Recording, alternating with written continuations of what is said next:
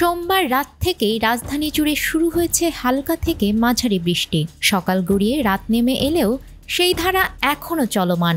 গরম থেকে রেহাই মিললেও টানা বৃষ্টিতে নগর জীবনে নেমে এসেছে দুর্ভোগ। এর প্রভাবে ঢাকার ব্যস্ত সড়কগুলো এখন ছাতা আর রেইনকোটের দখলে। এই বৃষ্টিতেও থেমে নেই কেউ। ভিজেই গন্তব্যে ছুটছেন স্কুল, কলেজ, অফিসগামী শ্রমজীবী আর নিম্ন আয়ের মানুষেরা। মঙ্গলবার রাজধানীর মগবাজার, ওয়্যারলেস, মহাখালী, ফার্মগেট, কারওয়ান বাজার, ধানমন্ডি, সায়েন্স ল্যাব, রামপুরা, বাড্ডা, মৌচাক, মালিবাগ ঘুরে দেখা গেছে অধিকাংশ মানুষ ছাতার নিচে মাথা গুঁজে ছুটছেন গন্তব্যে। গণপরিবহনের জন্য ঘন্টার পর ঘন্টা অপেক্ষা করলেও উঠতে পারেননি অনেকে।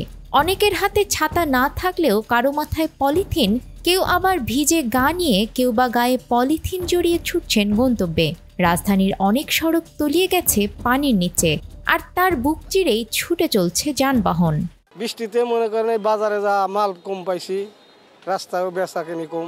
বাসায় কখন পৌঁছবো এখন তার কোনো ঠিক ঠিকানা নেই। এই বৃষ্টির মধ্যে কতক্ষণ সময় লাগে, বাসার মধ্যে হয়তো পৌঁছতে পৌঁছতে দেখা যাবে যে 7টা-8টা, রাস্তার মধ্যে অনেক পানি। একটু বৃষ্টির সমস্যা, পানি জমে যাচ্ছে, হেঁটে যেতে হচ্ছে। এটা বৃষ্টিতে তো গাড়ি তো পাওয়া যায় না, এটা তো সমস্যা তো আছে। যেমন আজকে সকালবেলা অফিসে আসতে একটু লেট হলো, গাড়ি পেতে একটু সমস্যা হয়েছে।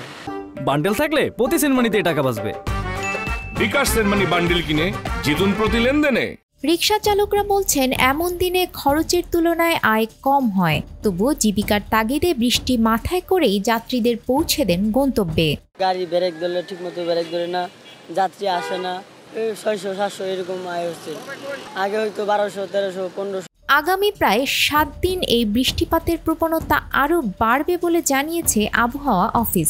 আবহাওয়ার পূর্বাভাসে বলা হয়েছে, বুধবার সকাল 9টার মধ্যে ঢাকা, খুলনা, বরিশাল, চট্টগ্রাম, ময়মনসিংহ ও সিলেট বিভাগের অধিকাংশ জায়গায় এবং রংপুর ও রাজশাহী বিভাগের অনেক জায়গায় অস্থায়ীভাবে দমকা হাওয়া সহ হালকা থেকে মাঝারি ধরনের বৃষ্টি অথবা বজ্রসহ বৃষ্টি হতে পারে।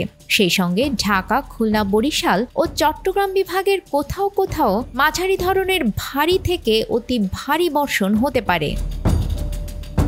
সারা দেশে দিনের তাপমাত্রা সামান্য কমতে পারে এবং রাতের তাপমাত্রা প্রায় অপরিবর্তিত থাকতে পারে বলেও জানানো হয়েছে। আফরিন আপ্পি, আমাদের সময়।